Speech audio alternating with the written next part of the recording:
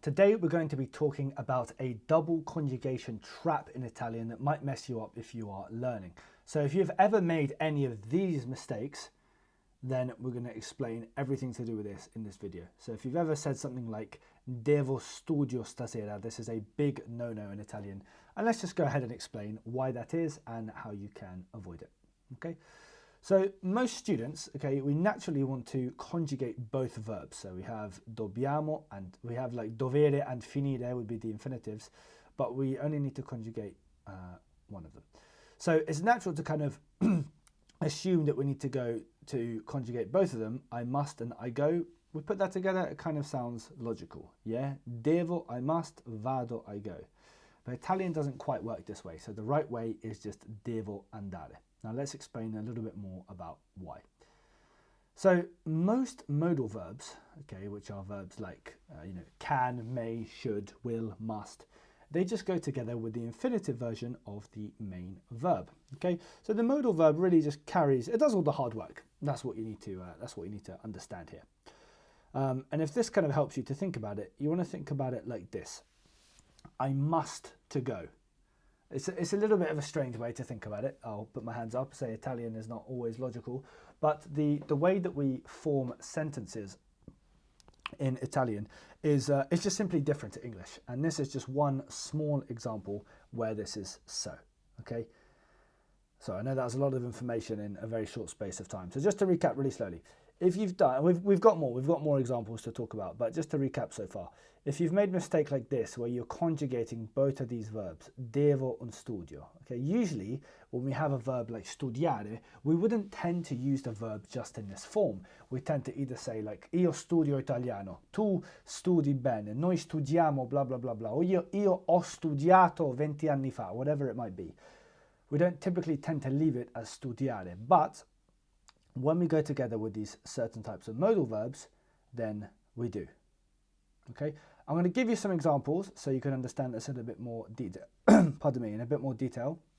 But before I do, I'm going to tell you about an Italian practice tool that I have made, and it's mostly to practice verbs. And basically, I got frustrated that there wasn't an easy way to just assign students questions if they're consistently struggling, for example, with the past tense. Yeah, so we could just add in our answers here. Sentito, okay, whatever it might be, you go to the end and you can submit your questions and get the answers. But yeah, if you want to practice your verbs, do have a go. I'm very much looking to get feedback and get some more users, and eventually hoping to turn this into a product that might be able to be sold. So if you want to just try it for free and give some feedback, then please go ahead. Obviously, it does benefit your Italian as well. And additionally, if you want to just hear from me a bit more often, I do have a newsletter I send out once a week, basically just with some extra tips and tricks to do with Italian, and a link to a couple of videos that you might have missed. So if you're interested in that, I will leave some videos, some links to those things in the description. And I think something that could be useful is, for example, on this quiz, if I could just search for, let's say, potere, and it would only show you questions with potere in it. Now, it might be a bit tricky to do, but I think that could be useful. So give it a go, and if you think that's a fair improvement, let me know and I might add it.